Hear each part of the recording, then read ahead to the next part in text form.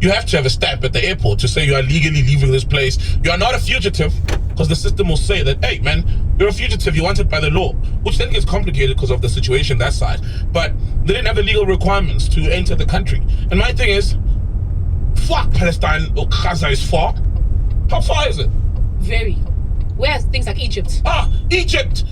All these Arab countries where they'll feel at home, you know, where there's no haram taking place as much as there is in South Africa. Yeah, India, all these other places. India's a Hindu mostly, but Pakistan, for example, right next to India, there's so many countries they could have gone to. Why? So the president didn't ask that. He was like, oh, these are people from a war-torn country, you know, escaping a genocide. Oh no, bring them in.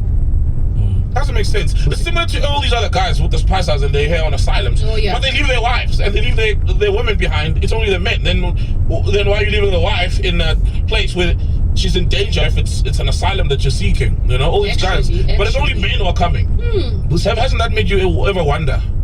According to IOL, it states that their flight was within 13 hours. So they were on board for more than 13 hours. That's how far it is. That's how far it is. And there's so many other countries that can help. Yes, we went to the ICJ, we took Israel to court, but hey man, domestically we also got a lot of our problems of our own. You know what I mean? We've got people who are running away as well from other closer countries. Now that makes sense. If you're gonna jump off from Zim, you know, it's like, well, it is your closest greener pasture in South Africa if you're in Zim or Mozambique.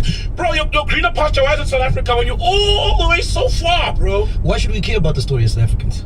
Because they're here. And because who's in charge? Is it the NGOs or is it government? Because the guys, PMA, Border Management or that authority said, no, they can't enter. They said, we can't allow these guys to enter. They don't have the right documentation. Who are they? Where are they from? Okay, we know where they're from, but who's put them on a plane? No one knows who put them. What's going on? And then Gift of the Givers comes, and then it vetoes whatever decision the Border Management Authority has come to. So that's why we should be worried. Who's in charge of the country? No. Who's in charge? What's your take on this? When you saw it, what did you think, man? Like I think what Saul said, I think is because they took an advantage that we were the ones who were in the forefront of, you know, calling out the injustice that is happening. Yeah, which was right of us to do. And I mean, I think it's something that is repeating itself where during apartheid, when there were a lot of countries that were calling injustice that is happening in South Africa, and those were countries that were accommodating South Africans for when they were going to exile. So I think that's something that is kind of repeating itself, that we might as a country be the country that's going to welcome a lot of people from Palestine come here to accommodate them, because, you know, they're running away from their country where there's a lot of injustice that's happening. So okay, I get possibly that. There's more to come. I get that, That's going to happen. Yeah. But bro, there's so many conflicts in the world out there. There's so many conflicts in the world out there. Do we then accommodate everyone? We're a small country, bro. You know? Like, we're a medium country, let me say. Do we accommodate them? Is it practical? But we're already accommodating the whole of Africa. So, is it shocking? Because we always cry that we're a small country, but at the end of the day, our borders continues to be open for more people to come. Yeah, that's what I'm saying. This should worry us, because who's in charge? And remember, we've been seeing a string of lieutenant generals, vice admirals coming out. The latest guy, Monde Lobese from the Navy, vice admiral from the Navy, came out now saying, well, politicians are making it difficult for us to do our jobs. For real. There's crazy crimes happening at sea, human trafficking, drugs are coming out of the country. It's a free-for-all. Yeah, he made a statement now. And then earlier on, I think it was the funeral of the mass funeral of the guys, you know, who died in Congo, but it was a soldier's funeral. Another general, Tabeni Mapaha or something. This was February. This is before Mkwanaz. He literally said, you politicians have decided to make our defense force a Mickey Mouse. Our borders are porous, want to play Big Brother in Africa, we're out there in Congo, but the resources have been cut from our national defense force. We're a joke. We don't have borders. Pretty much we don't have borders. And then Mkwanezi came out and spoke about the infiltration of the justice system by criminals, and that was in July. Then Shamila Botoi came out saying she can't do a work at the NPA because they've been deliberately under-resourced. And all the best attorneys and lawyers and prosecutors are going into the private sector. Speaking about Gift of the Givers, an old clip of Dr. Imtiaz Sooliman, founder of Gift of the Givers, resurfaced online. In the video, he states that he's not accountable to anyone and only to Islamic law, not state law. This resurfaced as the NGO faced criticism for reportedly pressuring the SA government to allow 150 Palestinians into the country without standard immigration procedures such as the use of passports and asylum papers. Soliman went on to book accommodation for those people. Background of Gift of the Givers: it's one of South Africa's biggest humanitarian organizations, known for emergency response for work in Gaza, Syria, Malawi, Mozambique, and more. Where's the video? Do we have the video? Please try to find the video, because find the video. Yeah, if there's a video, we've got to see it. I don't think. And apparently, this guy he ran for elections in '94. Yeah, I saw that. The Islam party, or it's an Islamic party, or a Muslim party. Yeah, it was a Muslim party. It's a Muslim party. Yeah, I saw that, man. And I was like, oh. And then you look at what's happening in London. They've taken over there, the Muslims. You look what's happening in New York as well. In New York, you mean the mayor being Muslim now? Yeah. That's when they've taken over. Damn, dog. You must see videos of what London looks like now, bro. Nah, but London and the UK, bro, I feel like to some degree they deserve it. And the French and Paris, because they're taking over. Yeah, because guess what? These are the results of colonizing. If you go around colonizing and making people very far from your country dress and look like you and do all these things like you and speak your language as well. Guess where they're gonna flee? Yeah, oh, it is. And also due to the London is a hub of cleaning money, right? Yes, I can believe that. So Gangs of London, that Gangs of London series, yeah. Then there was a documentary I watched, I forgot the name now. Literally, it's the world, like, it's where the filthy money is. And people own land there now, and are not the Brits. It's the Russian oligarchs. Wow. It's the Arabs, you know? Yeah, and all sorts of people from all over the world. They send their money there to clean it. So did you get the video? Oh, you can't find the video, okay. Is that the what are you searching for? What did you search there? Google Imtiaz Suleiman and then go to the videos and see which one pops up at the top. Because maybe there isn't a video with all those words necessarily. Oh, Google Imtiaz Suleiman Islamic law and search for video results. Maybe party. That's gonna show us 94. We're trying to find. There it is. You see? Man, come host for a day. Let me run that thing here. Yeah, play the video. Let's see. Is that the video? Yeah, it looks like it. Yes, sir. It looks like it from here.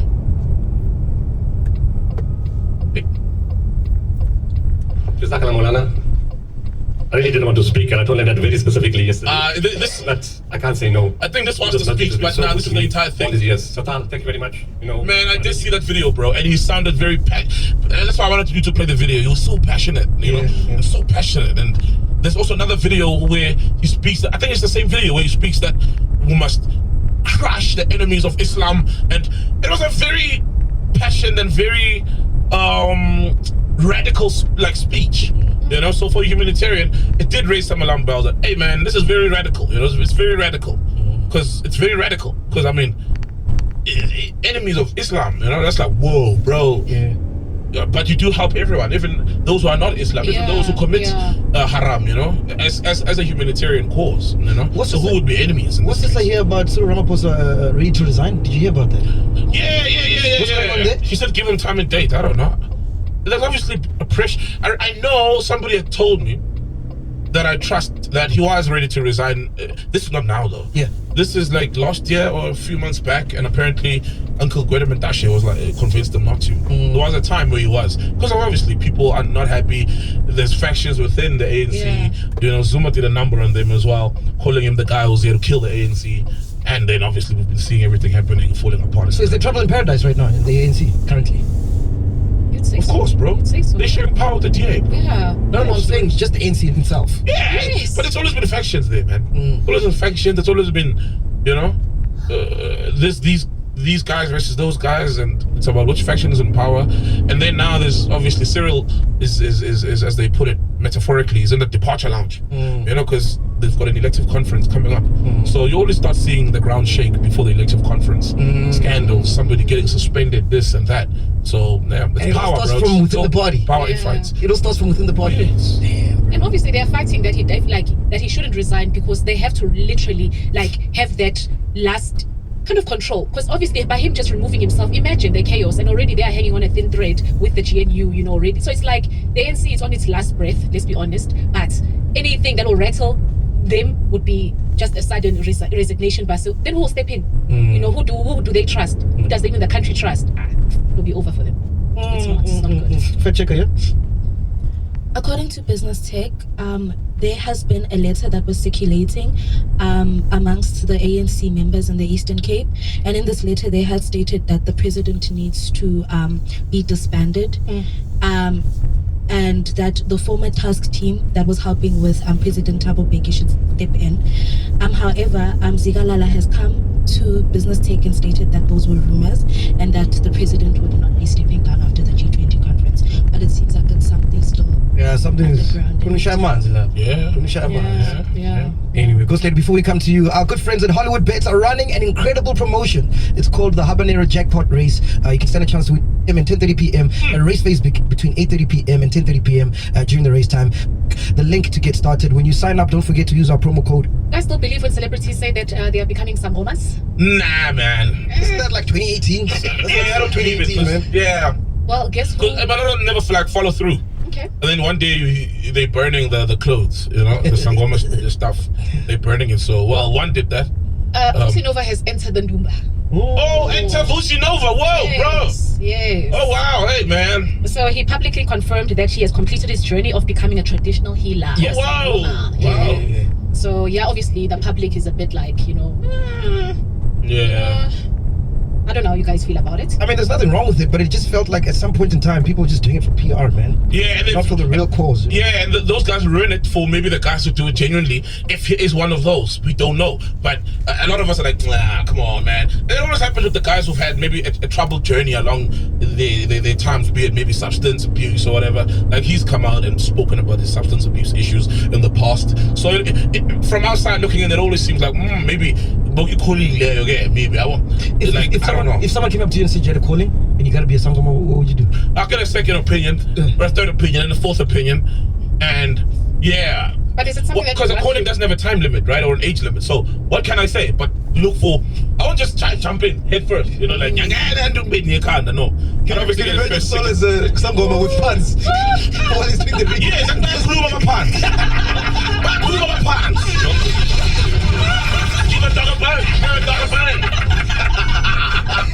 I wouldn't say that. I'm so gonna slay. Would you become a sangoma if someone told you? No. But it's not. You don't decide, bro. What do you mean, no? I also think with me, I'd be one of those who becomes in denial and say, nah, I'm not going for the training and all, because I think I'm just one of those, because I've watched what has happened with celebrities and how they've made a mockery of it. Same with like your pastors. For me, like who be sangoma and being a pastor, it's kind of but like the rumor is if you don't heed the call, then isn't Ozambi right? Let's that's see what how bad happens. it goes. Let's see how bad it goes. We're going to go blind and deaf and then get a stroke on top of it. Because it can get really bad if you don't heed the call. I've heard people, obviously they become very fearful of what could possibly happen to them. But I'd literally just wait. I'd wait it out. I'd wait it out. Like, is it real? I need to have signs. I'm one of those people. You, my dude? Yeah, why not, man? It's content. My man, The kids who give them consult. you, bro. You won't believe it, bro.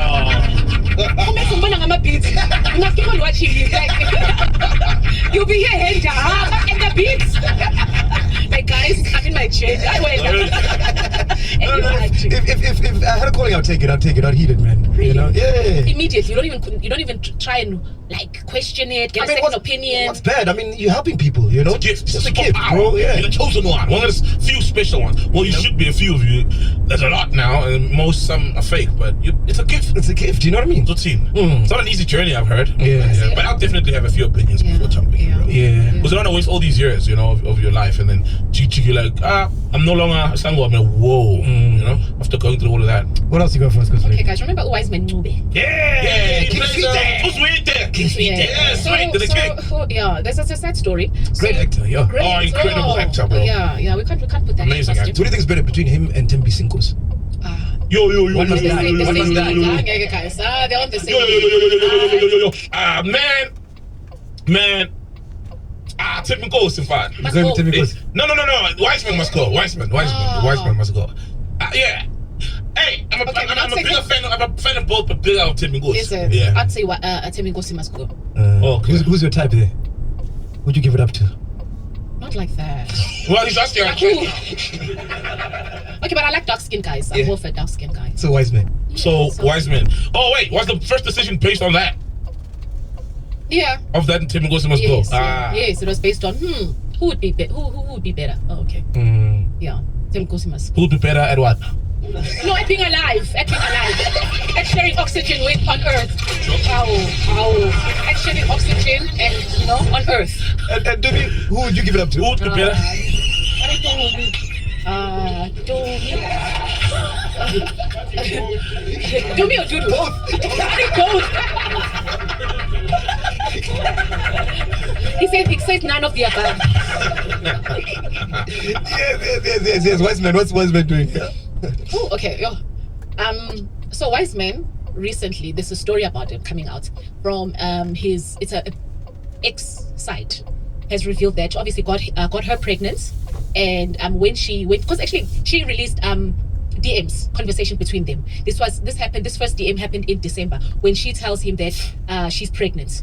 Obviously the guy like wants to deny it and say that he is not linked to that.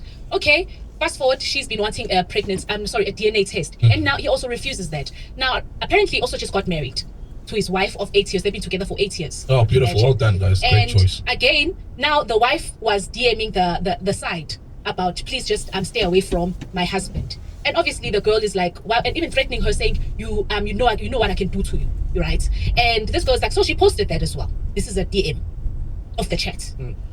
Yeah. Now, for me, it treated me on the part of, as a wife, it's like, why are you defending a man? Like, as much as yes, it's your husband, but he's the prize.